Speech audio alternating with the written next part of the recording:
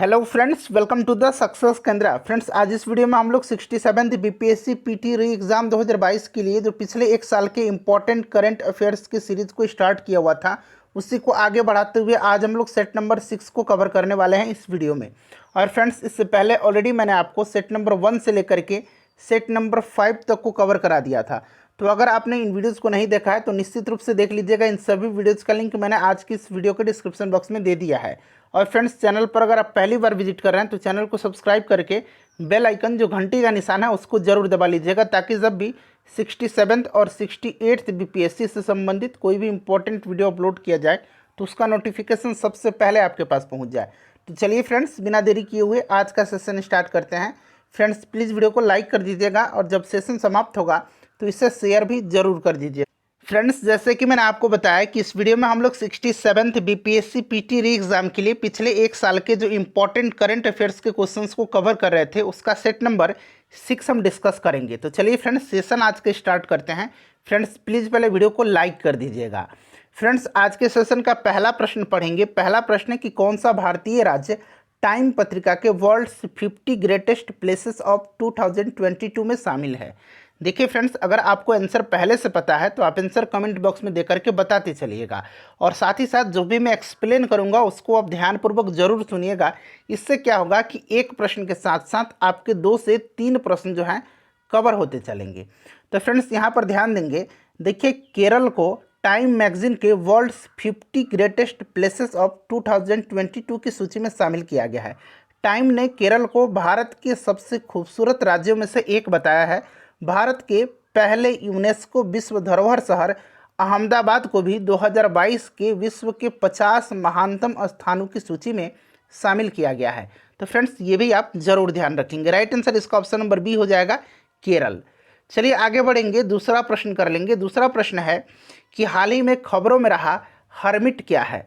बताइए, हर्मिट क्या है। मैंने यहाँ पर देखिए अंग्रेजी में भी लिख दिया है। तो देखिए फ्रेंड्स, हाल ही में खबरों में जो रहा था हर्मिट, यह ऐसा माना जा रहा है कि यह एक नवीनतम परिष्कृत स्पाईवेयर है, और इसने इटली और कजाकिस्तान में आईफोन्स और एंड्रॉयड जो उपकरण हैं उसको टारगेट किया था।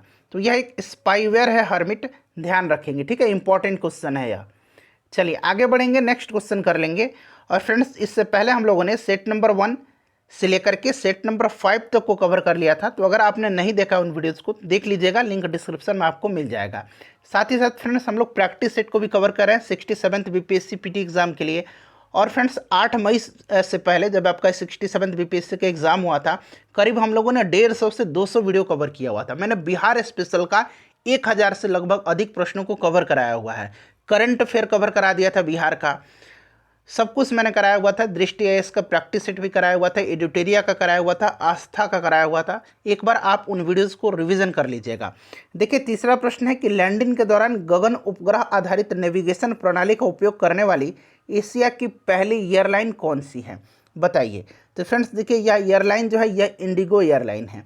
इंडिगो एयरलाइन जो है लैंडिंग के दौरान स्वदेशी रूप से विकसित उपग्रह आधारित नेविगेशन सिस्टम गगन का जो है उपयोग करने वाली पहली एशिया की एयरलाइन बन गई है। और इस प्रणाली को, जो गगन प्रणाली है, इसको भारतीय विमानपत्तन प्राधिकरण और भारतीय अंतरिक्ष अनुसंधान संगठन के द्वारा जो है संयुक्त रूप से विकसित किया गया है। ठीक है, चलिए आगे बढ़ेंगे, नेक्स्ट क्वेश्चन कर लेंगे। चौथा प्रश्न है फ्रेंड्स हमारा, देखिए कि स्पेशल 301 रिपोर्ट यानी कि स्पेशल 301 रिपोर्ट जो हाल ही में खबरों में रही, किस देश के द्वारा जारी की गई है।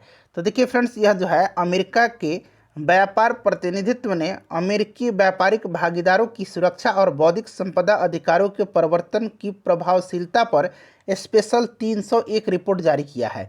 इस हालिया रिपोर्ट ने भारत, चीन, रूस और 4 अन्य देशों जैसे कि अर्जेंटीना, चिली, इंडोनेशिया और वेनेजुएला को अपने वार्षिक प्राथमिकता निगरानी सूची यानी कि प्रायोरिटी वॉच लिस्ट में जो है रखा है। तो राइट आंसर इसका अमेरिका हो जाएगा। ठीक है, ऑप्शन नंबर इसका बी जो होगा करेक्ट आंसर हो जाएगा। चलिए आगे बढ़ेंगे कि उच्च न्यायालय के मुख्य न्यायाधीशों 2022 के सम्मेलन का स्थल जो है कौन सा है। यानी कि उच्च न्यायालय के जो मुख्य न्यायाधीशों का 2022 में सम्मेलन हुआ है, फ्रेंड्स ये कहाँ पर हुआ है। तो देखिए फ्रेंड्स, भारत के मुख्य न्यायाधीश NV रमन्ना ने सुप्रीम कोर्ट जो मुख्य न्यायाधीश हैं नई दिल्ली के परिसर में इन्होंने जो है देश के विभिन्न उच्च न्यायालयों के मुख्य न्यायाधीशों के 39वें सम्मेलन की जो है अध्यक्षता की है। ठीक है, पहला मुख्य न्यायाधीशों का सम्मेलन जो है ये 1953 में आयोजित किया गया था। क्लियर, इन सबको ध्यान रखेंगे। तो राइट आंसर इसका हो जाएगा नई दिल्ली। ठीक है, चलिए सुप्रीम कोर्ट के परिसर में। उसके बाद देखिएगा कि हाल ही में खबरों में रहा, यहाँ पर ध्यान से पढ़िएगा, इंपॉर्टेंट क्वेश्चन है यह, कि हाल ही में खबरों में रहा क्वार हाइड्रो इलेक्ट्रिक प्रोजेक्ट जो है, अंग्रेजी में भी लिखा गया है, किस राज्य केंद्र शासित प्रदेश में स्थित है। तो देखिए सबसे पहले आपको याद रखना है कि ये जो क्वार हाइड्रो इलेक्ट्रिक परियोजना है यह किस नदी पर है। तो फ्रेंड्स यह जम्मू कश्मीर के किश्तवाड़ जिले में चिनाब नदी पर स्थित है। क्वार जल विद्युत परियोजना Chenab valley power projects private limited के द्वारा कार्यान्वित की जाएगी। जो फ्रेंड्स NHPC, यहाँ मैं लिख देता हूँ NHPC, और ध्यान देंगे जो NHPC लिमिटेड और जम्मू कश्मीर राज्य विद्युत विकास निगम के द्वारा जो है एक संयुक्त उद्यम कंपनी है। चलिए राइट आंसर इसका जम्मू कश्मीर हो जाएगा। उसके बाद चलिएगा कि भारत ने किस देश के साथ जो है अक्षय ऊर्जा के हस्तांतरण के लिए ट्रांसमिशन इंटरकनेक्शन, यहाँ अंग्रेजी में भी लिखा गया है, स्थापित करने की घोषणा की है। बताइए इसका राइट आंसर क्या हो जाएगा। तो देखिए इसका जो फ्रेंड्स करेक्ट आंसर हो जाएगा वो क्या हो जाएगा, तो मालदीव के ऊर्जा परिवर्तन कार्यक्रम को सुविधाजनक बनाने के लिए भारत और मालदीव दोनों देशों के बीच अक्षय ऊर्जा के हस्तांतरण के लिए एक ट्रांसमिशन इंटरकनेक्शन स्थापित करने की योजना बना रहे हैं। राइट आंसर इसका हो जाएगा आपका मालदीव, ऑप्शन नंबर ये जो होगा करेक्ट आंसर हो जाएगा। नेक्स्ट क्वेश्चन है कि trilateral development corporation TDC fund किस देश की एक नई कूटनीति पहल है। बताइए राइट आंसर इसका क्या हो जाएगा। तो देखिए trilateral development corporation TDC Bharat के केंद्रीय विदेश मंत्रालय ने हाल ही में है एक प्लेटफॉर्म लॉन्च किया है इस नाम से ट्राइलेटरल डेवलपमेंट कॉरपोरेशन। ठीक है, और देखिए इस फंड में हिंद महासागर क्षेत्र और अन्य क्षेत्रों में निवेश के लिए राज्य के समर्थन के साथ निजी क्षेत्र में शामिल होंगे। ठीक है, इसका उद्देश्य चीन की बेस्ट रोल्ड इनिशिएटिव का एक विकल्प प्रदान करना है। राइट आंसर इसका भारत हो जाएगा। अगला प्रश्न हमारा कि 2021 में वैश्विक सैन्य व्यय सिपरी डाटा में भारत का रैंक कौन सा है। तो देखिए friends Stockholm International Peace Research Institute, ठीक है, Stockholm International Peace Research Institute यानी कि सिपरी द्वारा प्रकाशित वैश्विक सैन्य खर्च के नए आंकड़े के अनुसार 2021 में भारत का जो स्थान है वो कौन सा रहा है। बताइए राइट आंसर इसका क्या हो जाएगा। तो देखिए भारत जो है फ्रेंड्स इसमें कौन से नंबर पर रहा है, भारत इसमें रहा है तीसरे नंबर पर। 2021 में सबसे ज़्यादा खर्च करने वाली जो 5 देश हैं मैं क्रम से बता देता हूँ। अमेरिका पहले नंबर पर, उसके बाद चाइना, फिर भारत, फिर यूनाइटेड किंगडम और रसिया। तो भारत तीसरा नंबर पर रहा है। उसके बाद चलिए अगला प्रश्न है कि एशिया का सबसे बड़ा अंतर्राष्ट्रीय खाद्य और आतिथ्य मेला आहार 2022 का आयोजन स्थल कौन सा है। बताइए इसका राइट आंसर इसका क्या हो जाएगा। तो देखिए कृषि और प्रसंस्कृत खाद्य उत्पाद निर्यात विकास प्राधिकरण भारत व्यापार संवर्धन संगठन के सहयोग से एशिया का सबसे बड़ा अंतर्राष्ट्रीय खाद्य और आतिथ्य मेला आहार 2022 का आयोजन कर रहा है। यह मेला जो है नई दिल्ली के प्रगति मैदान में आयोजित किया गया। राइट आंसर इसका क्या हो जाएगा, नई दिल्ली प्रगति मैदान, याद रखेंगे आप। ठीक है, आहार 2022 जो कि एशिया की सबसे बड़ी अंतर्राष्ट्रीय खाद्य और आतिथ्य मेला है। उसके बाद चलिए नेक्स्ट क्वेश्चन है कि रायसीना डायलॉग जो है जिसका हाल ही में उद्घाटन किया गया है किस क्षेत्र में एक सम्मेलन है। रायसीना डायलॉग, बताइए राइट आंसर इसका क्या हो जाएगा। तो देखिए फ्रेंड्स रायसीना डायलॉग जो है फ्रेंड्स यह आपका विदेश नीति से संबंधित जो है यह एक सम्मेलन है। ठीक है, याद रखेंगे। और फ्रेंड्स देखिए यहाँ पर इसका थीम याद रखना है इस वर्ष का, टेरानोआ इम्पैशेंट एंड इम्पेरिल्ड। ठीक है, याद रखेंगे। चलिए आगे बढ़ेंगे कि भूटान और सिंगापुर के बाद NPCI ने UPI आधारित भुगतान की पेशकश करने के लिए किस देश में विस्तार किया है। बताइए इसका राइट आंसर क्या हो जाएगा। तो देखिए फ्रेंड्स भूटान और सिंगापुर के बाद जो है यह आपका UAE है। NPCI की अंतर्राष्ट्रीय शाखा NPCI इंटरनेशनल पेमेंट्स लिमिटेड ने मरसेक बैंक की, यहाँ मैं लिख देता हूँ मरसेक, ठीक है, मरसेक बैंक की जो भुगतान सहायक कंपनी है नियो पे, ठीक है, नियो पे, इसी के साथ साझेदारी किया है और UAE के बाजार में प्रवेश किया है। क्लियर, राइट आंसर इसका क्या हो जाएगा, UAE हो जाएगा, ऑप्शन नंबर C। चलिए आगे बढ़ेंगे कि कौन सा भारतीय सशस्त्र बल राष्ट्रीय स्तर प्रदूषण प्रतिक्रिया अभ्यास नेट पोलरेक्स का आयोजन करता है, बताइए। तो फ्रेंड्स यह करता है भारतीय तटरक्षक बल, ठीक है। अभी राष्ट्रीय स्तर का प्रदूषण प्रतिक्रिया अभ्यास जो है नेटपोलरेक्स गोवा में मार्मो गोवा के बंदरगाह से भारतीय तट रक्षक बल के द्वारा जो है आयोजित किया गया। क्लियर। इसमें जो है इस आयोजन में 22 मित्र देश और अंतर्राष्ट्रीय संगठनों के पर्यवेक्षकों और श्रीलंका और बांग्लादेश के 2 तटरक्षक जहाज़ों सहित 50 एजेंसियों के 85 से अधिक प्रतिभागियों ने इसमें भाग लिया है। भारतीय तटरक्षक बल नेटपोलरेक्स याद रखेंगे। उसके बाद चलिए कि कौन सा देश अंतर्राष्ट्रीय जल सप्ताह जल सम्मेलन, यहाँ पर देखिएगा International Water Week Water Convention जो है 2022 का मेज़बान है। तो यह देश जो है यह कौन सा है फ्रेंड्स, बताइए। तो देखिए यह देश जो है फ्रेंड्स, यह देश कौन सा है।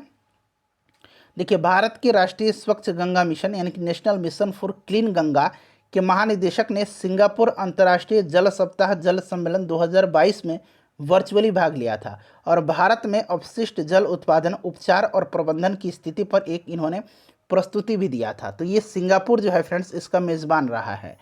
नेक्स्ट क्वेश्चन कर लेंगे, किस भारतीय राज्य ने 14 अप्रैल को डॉक्टर अंबेडकर जी की जयंती को समानता दिवस यानी कि इक्वलिटी डे के रूप में मनाने की घोषणा किया है। तो फ्रेंड्स ये किस गवर्नमेंट ने किया है, तो ये तमिलनाडु के जो मुख्यमंत्री हैं MK स्टालिन, इन्होंने ही जो है इसकी घोषणा की है कि इस दिन को जो है समानता दिवस यानी कि इक्वलिटी डे के रूप में मनाया जाएगा। तमिलनाडु, मुख्यमंत्री का नाम याद रखेंगे MK स्टालिन।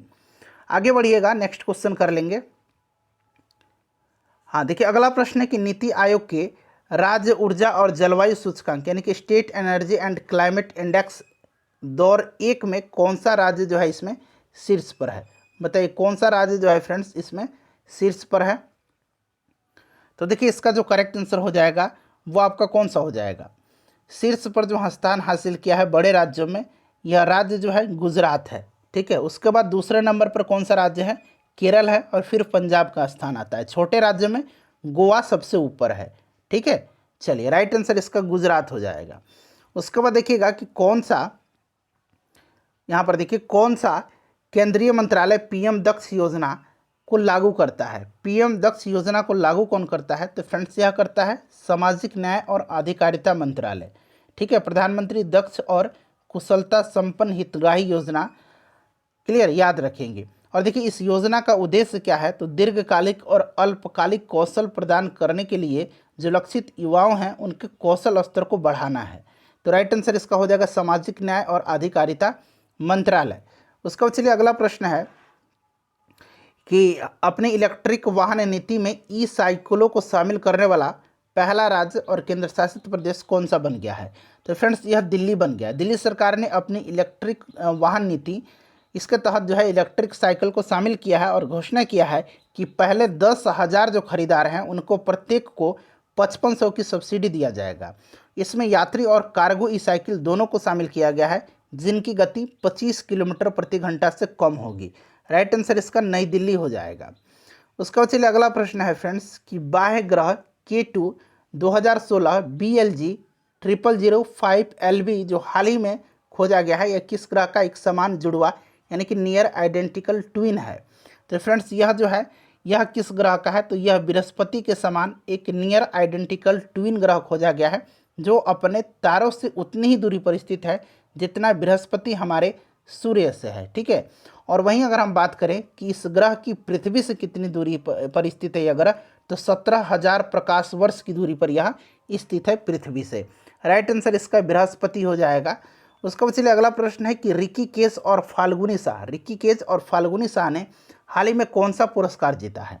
तो देखिए फ्रेंड्स इन्होंने 64वें जो ग्रैमी पुरस्कार हुआ है इसमें इन्होंने जो है जीता है। और देखिए रिकी केज ने अपना दूसरा ग्रैमी पुरस्कार जीता है किसके लिए, डिवाइन टाइड्स के लिए, या मैं लिख देता हूँ डिवाइन टाइड्स के लिए, ठीक है। और फाल्गुनी जो यहाँ पर है फाल्गुनी शाह, इन्होंने जो है अपने एल्बम ए कलरफुल वर्ल्ड के लिए जो है सर्वश्रेष्ठ बाल संगीत एल्बम श्रेणी में यह पुरस्कार जीता है। तो राइट आंसर हो जाएगा इसमें से ग्रैमी। आगे बढ़ेंगे, नेक्स्ट क्वेश्चन है कि कौन सी भारतीय अरबपति देश में Hurun richest self made women के रूप में जो है शीर्ष पर रही हैं, यानी कि Hurun richest self made women in the world 2022 में शीर्ष पर रही हैं। तो फ्रेंड्स यह कौन रही हैं? तो राइट आंसर इसका क्या हो जाएगा? राइट आंसर हो जाएगा इसमें से देखिए Falguni Nayar, option number c right answer हो जाएगा। ठीक है, फाल्गुनी नायर। फाल्गुनी नायर ने लंबे समय तक रही भारत की नंबर 1 महिला अरबपति किरण मजूमदार शॉ को जो है पछाड़ करके भारत की सबसे अमीर स्वनिर्मित महिला बन गई हैं, यानी कि सेल्फ मेड वुमेन बन गई हैं। ऑप्शन नंबर इसका सी जो होगा राइट आंसर हो जाएगा। उसके बाद चलिएगा कि किस भारतीय राज्य ने जो है राज्य जैव विविधता रणनीति और कार्य योजना, इनकी state biodiversity strategy and action plan विकसित करने के लिए WWF इंडिया के साथ एक समझौता पर हस्ताक्षर किया है। बताइए राइट आंसर इसका क्या हो जाएगा? यहाँ पर देख लीजिएगा सभी ऑप्शन जो है आपके सामने हैं। तो देखिए राइट आंसर जो हो जाएगा फ्रेंड्स इसका अरुणाचल प्रदेश हो जाएगा। ठीक है, अरुणाचल प्रदेश हो जाएगा। आगे बढ़ेंगे कि क्विटर ऑर्बन को किस देश के प्रधानमंत्री के रूप में जो है फ्रेंड्स इसमें इनको चुना गया है? तो फ्रेंड्स इनको चुना गया है हंगरी के प्रधानमंत्री के रूप में। आगे बढ़िए, नेक्स्ट क्वेश्चन कर लेंगे, किस एशियाई देश ने आर्थिक संकट के विरोध के बीच देशव्यापी सार्वजनिक आपातकाल की घोषणा की है? तो ये आपको पता है, यह देश जो है श्रीलंका है। ठीक है, श्रीलंका राइट आंसर हो जाएगा इसका ऑप्शन नंबर ए। और देखिए श्रीलंका के राष्ट्रपति गोतबाया राजपक्षे ने श्रीलंका में सबसे खराब आर्थिक संकट के विरोध के बीच देशव्यापी सार्वजनिक आपातकाल की घोषणा की। ठीक है, राष्ट्रपति का नाम याद रखेंगे, गोतबाया राजपक्षे। उसके बाद देखिएगा कि रेलवे के किस खंड ने पूरे क्षेत्र में 100% विद्युतीकरण यानी कि इलेक्ट्रिफिकेशन का पूरा कर लिया है? तो यह लक्ष्य जो पूरा किया है यह किया है कोंकण रेलवे ने। किसने किया है? कोंकण रेलवे ने जो है पूरा कर लिया है। और कोंकण रेलवे ने महाराष्ट्र के रोहा और कर्नाटक के ठोकुर के बीच में जो है कितना किलोमीटर? तो अपने 741 किलोमीटर का जो ये लक्ष्य है इसको पूरा विद्युतीकरण का काम पूरा कर लिया है इसमें। राइट आंसर कोंकण रेलवे हो जाएगा। उसके बाद चलिए ये प्रश्न जो है, आयशा मलिक किस देश की सर्वोच्च न्यायालय की पहली महिला न्यायाधीश बनी है? ये ऑलरेडी मैंने आपको करा दिया था। इसका आंसर आप मुझे कमेंट करके बताइएगा अभी। और फ्रेंड्स प्लीज़ वीडियो को लाइक कर दीजिएगा और इसे शेयर जरूर कर